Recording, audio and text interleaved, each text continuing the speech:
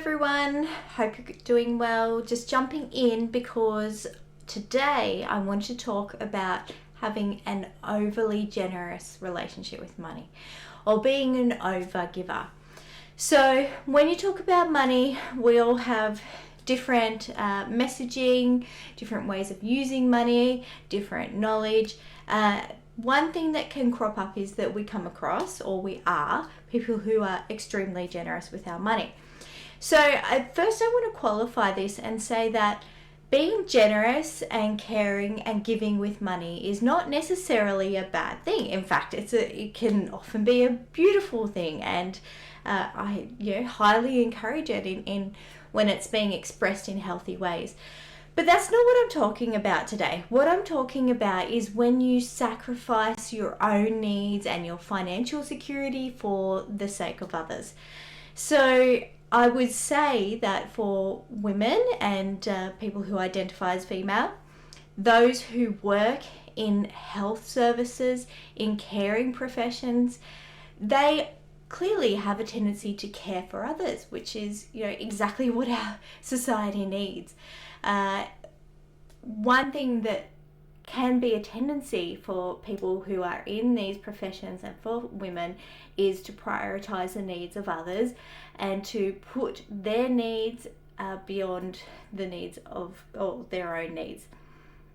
So when we have a cycle of overgiving in relation to money, it can show up in a few ways. It can be having no boundaries in buying gifts for other people. If being in business, you can undercharge or give away your time for free. You can have a sense of guilt when it comes to spending for yourself or just on your own needs. It can be not prioritizing, putting money away for things that you would benefit from having and would promote your own well-being. And it can often be a cause for shame for people. The guilt can sometimes be a little overwhelming in spending money on yourself. So another way that I have known and recognized this to come up, or perhaps it can be a trait that can lead to showing up in money, because what happens is we often have general traits that we show and use in various life domains, and money is kind of like a slither of your personality. But if you're someone who has trouble accepting help, so often when we are caregivers, we get really good at helping, we get really good at caring for others, giving them praise, giving them support. But when it comes to accepting that ourselves, there can be some real challenges around accepting help and asking for help.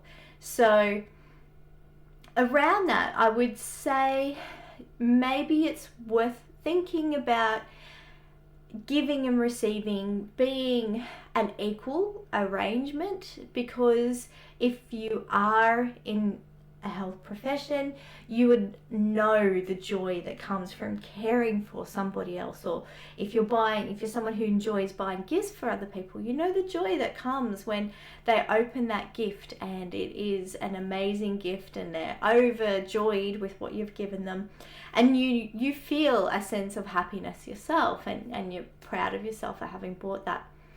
So when you refuse to accept help from others and support from others and deny praise, you kind of brush it off, it can really be not only denying yourself but denying that other person that fulfillment that comes from helping you.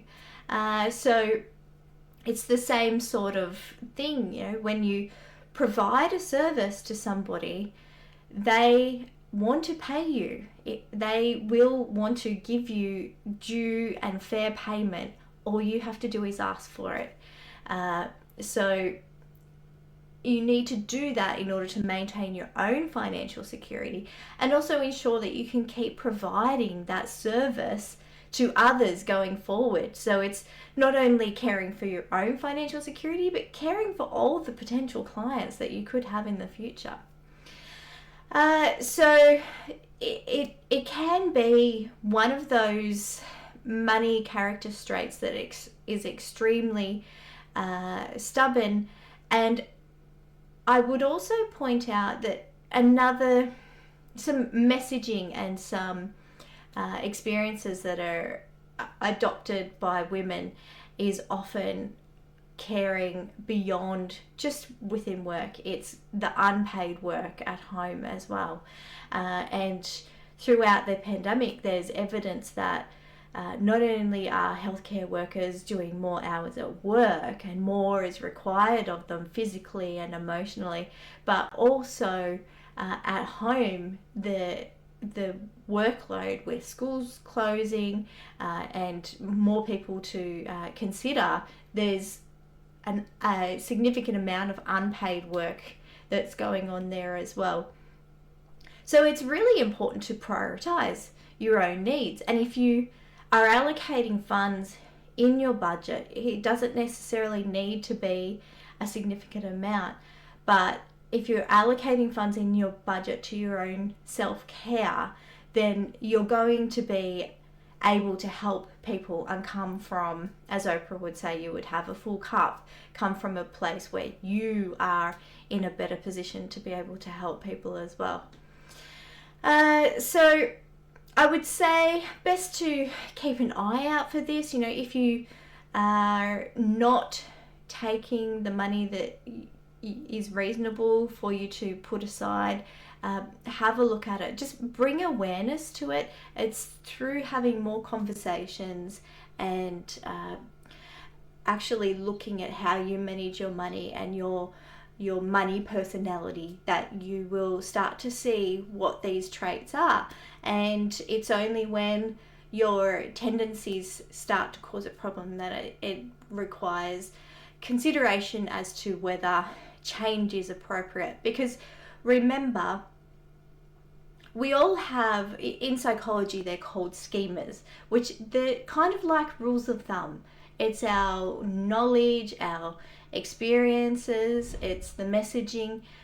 They all come together to form cognitive frameworks so that we will make assumptions about how we should be behaving. So if we have a schema or a rule of thumb that you're a good person if you're very, very generous, and you never question this, then if it's an unhelpful, if it's overused, let's say it's a strength that's overused, then it can lead to other problems. And financial security for women is such an important topic, and the tendency to be overly giving really plays into what can be going on for women. So that's all for today, and I'm happy to keep the discussion going. If you have any comments, please share in the comments below, and we'll discuss it further. All the best. Bye for now.